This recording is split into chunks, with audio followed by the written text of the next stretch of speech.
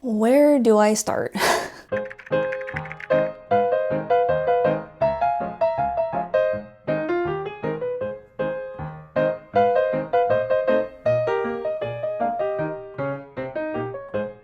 What if I don't like this prototype either? But I think I know how to solve this. Hey guys, it's Rui. I've been making my first real game for 4 weeks now, so about a month, and I've already faced my first crisis. 2 weeks into my game development, I realized that I don't really like my game anymore. Which is bad. You know, this is my first game that I'm gonna be releasing, but even so, I want it to be a decent game, a game that has unique value. And I know that in order to do that, I need to make something that's either better than what's already out there or different from what's already out there. And with my personal background, skills, personality, I knew that the latter strategy would be more suited for me. So that's what I tried to do with my original game idea. But as I started to make and play my prototype myself, I realized that although the setting of my game might be unique, the main mechanics of the game were not really unique at all. Actually, it felt pretty generic. So I found myself not excited about my game anymore. And during this time, there was a game that I kept thinking about, which is a game called Is This Seat Taken? It's kind of a light puzzle game where you try to arrange these characters based on their requirements. For some reason, it just sat in the back of my mind, just tickling my brain back there. And then I also saw a trailer for another game called Nippets. Sorry, I'm immature and the title makes me giggle. There's just something delightful about solving cute little problems for cute little characters. And so I thought, what if I made a restaurant management game where the focus is less on order fulfillment and more on interacting with your silly little customers? And I thought of the perfect backdrop for this game, which is also Korean inspired like my previous concept, but this time it is a study cafe. I've seen a lot of unofficial study cafes in the US, but in Korea it's like an official type of cafe. It low-key feels like a library, and I thought this would be a great backdrop for me to work with. The customers at a study cafe will linger for longer. They're not just eating and leaving. So while they're enjoying a long stay at this study cafe, there's plenty of time to have silly little interactions with them. It could be the case that once again it sounds better in my head, which is why this week will be very important, because I'm putting together a very rough prototype so that I can actually see and interact with this concept. So let's get into it.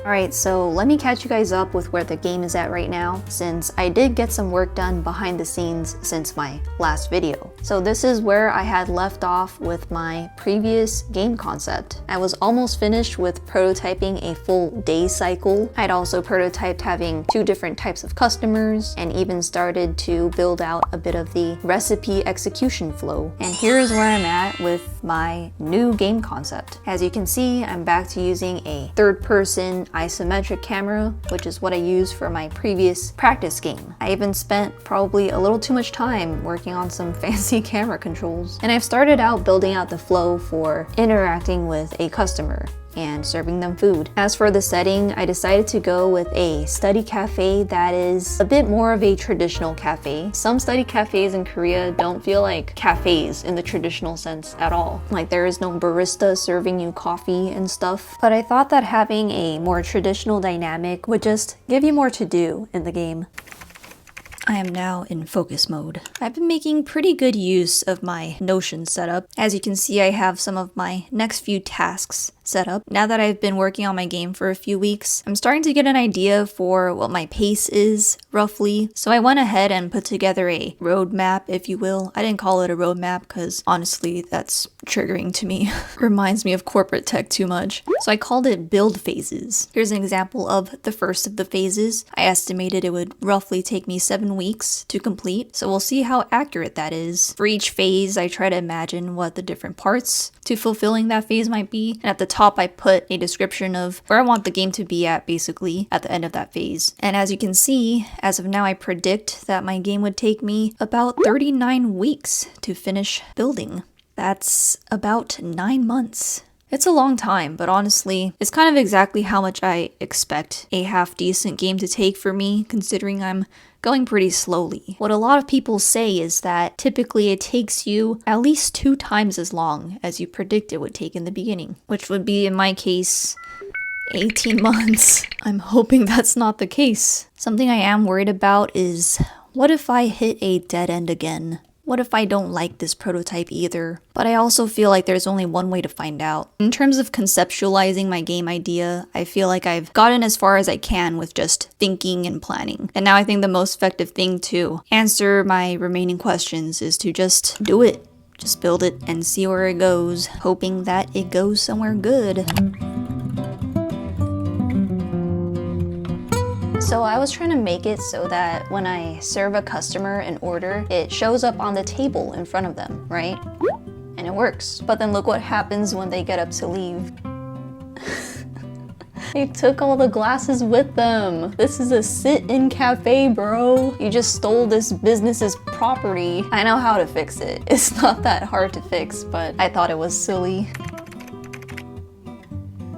There we go. Look what happens now when I give them their order. They're drinking it, and they put it down on the table, and they drink some more. Pretty cute. Okay, maybe it's not that cute because everything's just like gray blobs, but you get the idea for the potential for cuteness. I originally was gonna have the empty glasses stay on the table and then you have to pick it up later, but I decided to just make the food disappear once the customer finished eating or drinking it. It just makes it so there's less for me to worry about. I feel like cleaning up the glasses isn't a core part of the gameplay, and I can always add it in the future if there's time, and you know, I feel like I should. So as I said, my core concept for this restaurant management game is that it's about interacting with and solving little problems for your silly little customers. So one part of that is that just like in real life, sometimes customers want a recommendation for what to order. And each customer, they have their own requirements for what they're looking for. Like this guy, she wants something cold. I got the idea of recommending something to a customer when they're stuck from Tiny Bookshop. I played the demo for that game, and that was the part that I liked the most. And I think there's a lot of potential for this feature. Like right now, my customer just simply wants something cold, but you can imagine the future that their requirements can get more and more complex. One of the big differences in what I'm prioritizing for this game compared to my last game idea is that the food preparation process is much less realistic. I want to simplify what's going on in the kitchen because the emphasis for this game idea is what's going on with the customers. And honestly, it's made my life much easier. I mean, in the end, it's not necessarily less work because I'm making my NPCs much more intricate. I guess something I learned about myself is that I'm not super interested in making very realistic food simulators, but I do enjoy programming fun little NPCs. And speaking of programming NPCs, a concept that I learned recently that I've been a big fan of is the use of state machines. I have one set up for my customer NPCs, and the point of it is that the customer will act differently depending on which of these states they are in. And the state machine also handles switching between the different states. You don't have to have this state machine component here for you to have different states, but the biggest benefit, from what I understand at least, is that you just have all the code organized nicely and separated. I'll be honest, I used to not understand why people say it's so important to have clean code when you're working alone, but I realized that even when you're working alone, you're not working alone, and not in like a spooky way. I mean that you're working with your past self and your future self, and those two people are not the same person as you.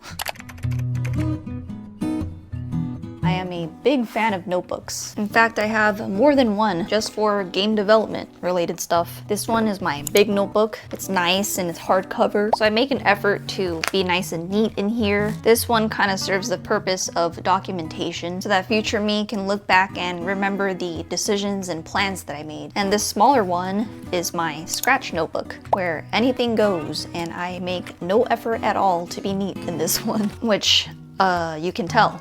I also use it to test my markers to check if they've run out of ink. I think I'm the type that likes to think by writing. It helps me process my very disorganized thoughts. Speaking of scribbling in notebooks, I scribbled some more to plan out the next thing that I want to implement, which is that basically I want to give my customers some random quirks. For example, this is the first one that I want to implement. This little dude forgot to charge his laptop before coming to the cafe. So while working, his laptop runs out of battery. But of course, he's just a silly little bean, so he doesn't know where the outlet is. So you gotta find an outlet for him and plug in his laptop. The idea is that you get the end of the charger and you drag and drop it onto the outlet. And let's just ignore the fact that the charger is already plugged into the laptop, but not the wall. Oh no.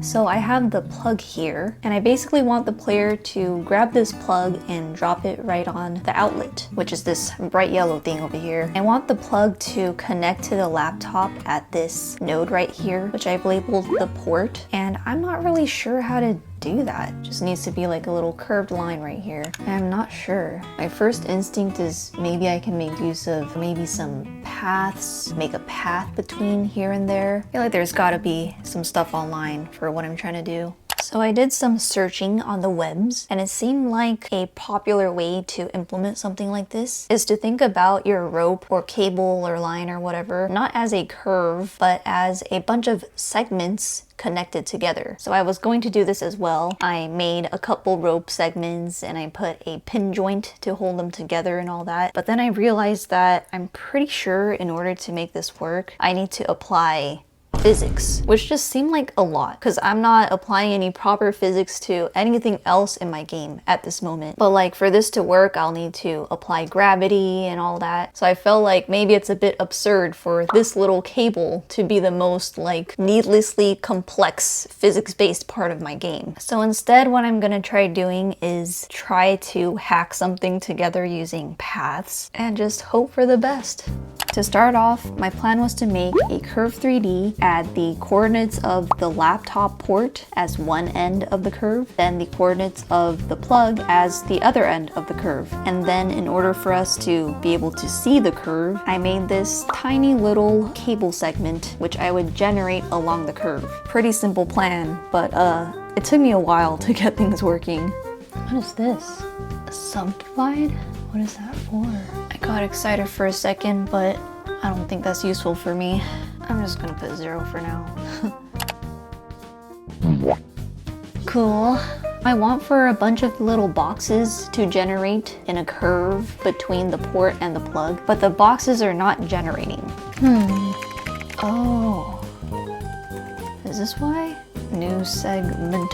Oh, I think that's it. I forgot to actually add the segment to the scene. It worked! Oh my god. This is huge. Do you see that?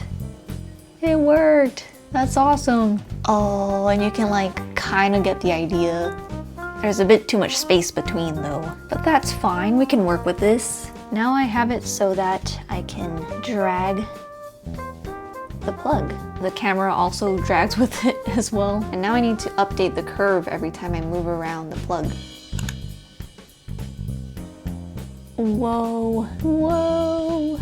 I think it's kind of working. Okay, how about this?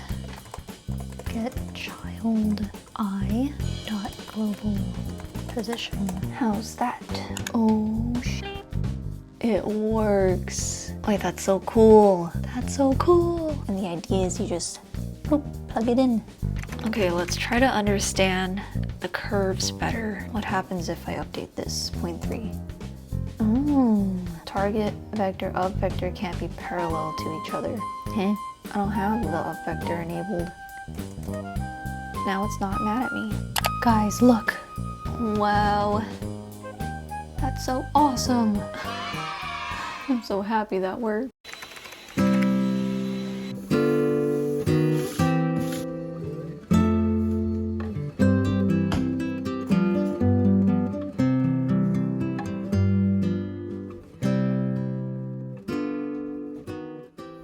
So the next thing that I've been trying to do is to make it so that I can drag and drop the plug on the outlet to plug it in. Honestly, I thought this would be very straightforward, but it hasn't been as smooth sailing to implement as I expected. What I was hoping to do was to use the built-in input event signal on the outlet so it can detect when I release my left mouse button while the mouse is on the outlet. But the problem is that when my mouse is holding the plug, the mouse is always going to be on the plug. It doesn't actually touch the outlet. Just for debugging purposes, I have it so that when the outlet detects that the mouse is on it, it turns red. And you can see that it triggers very unreliably when I'm holding the plug, which is a problem. But I think I know how to solve this. It's just gonna be a little bit more annoying. What I'm gonna try to do is use a raycast. These two should be the same, but they're different. Now they're printing the same, and it's because I moved the print statement above move cable, which means move cable is doing something funny. Ah, I think I know what happened. It looks like my past self even warned me about it over here. It's because move cable moves the cable to the mouse position, which is not what I want. I want it to move to the outlet position. Thank you, past me. Fingers crossed. Wow, it worked. Did you see that? It snapped into place. Wow.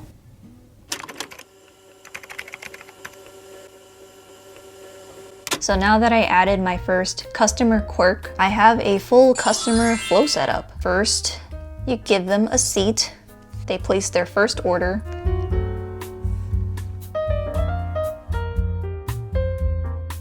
And look at them sipping on their drink while working.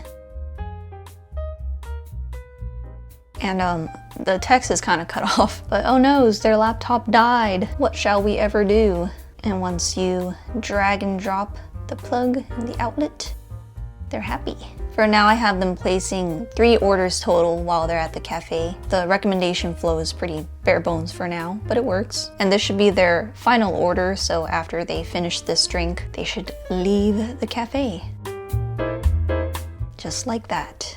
It's super scrappy right now since the point is just to give me an idea for the direction that I'm going. And so far, I really like it. Compared to my last prototype, the customer feels more like a sim in this one, which I like. This is around the point with my last prototype that I realized that I don't like my direction anymore. So I was kind of anxious that I'll feel that way again. But luckily this time around, I feel pretty good about where I'm going. So I'm just gonna keep going for now. The next couple of days, I spent mostly tying up loose ends of all the new things I'd added that week. It was my first time having so many clickable and draggable things in my game, so I struggled a bit with handling all the mouse inputs. But eventually, I did figure it all out. Now that I finished this new scrappy prototype and confirmed that I like where it's going this time, I can officially say that I have overcome my game's first crisis. And let's be real, it's probably gonna be the first of many. Making a game is hard. I feel like I learn something new almost every day about my game or about myself that might change where I end up going. Maybe that's just me being a noob, or maybe that's just what making a game is like. Maybe that's just life. Damn. Guys, thank you so very much for watching. I hope you know that I truly mean that. I went through the comments on my last video and I felt so happy and was just so inspired to see so many of y'all sharing your own creative endeavors and what you're excited to work towards, and just overall being so nice and supportive, not just to me but to each other in the comment section. So thank you so much for making my comment section a supportive space for everyone. Okay, I'm getting too sappy now, so I'm gonna go. Okay, bye. Stay safe, be healthy. Bye-bye.